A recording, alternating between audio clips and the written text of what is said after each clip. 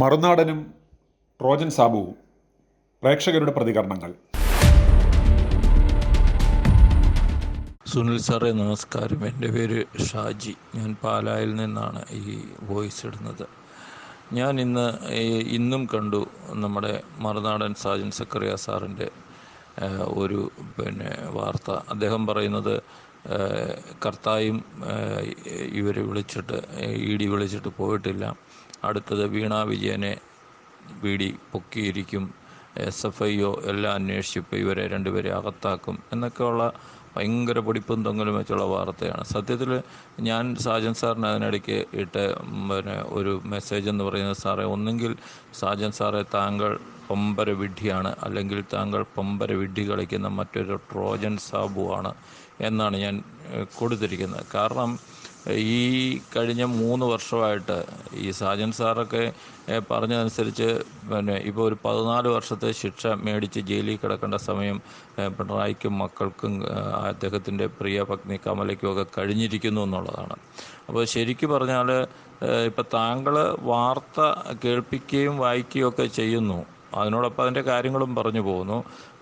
പക്ഷേ മറുനാടൻ സാജൻ സാറിനെ സംബന്ധിച്ച് വാർത്ത പറയുകയല്ല, അദ്ദേഹം വാർത്താ വിശകലനവും നിരീക്ഷണവും അതിൻ്റെ ഭാവി പ്രവചനവും ഒക്കെയാണ് നടത്തിക്കൊണ്ടിരിക്കുന്നത്. ഇങ്ങനെ മനുഷ്യനെ ഹരം കൊള്ളിക്കുന്ന പ്രചരണത്തിലൂടെ അദ്ദേഹത്തിന് ഒരുപാട് വ്യൂവേഴ്സും ഉണ്ട്, സബ്സ്ക്രൈബേഴ്സും ഒക്കെ ഒരുപാടുണ്ട്.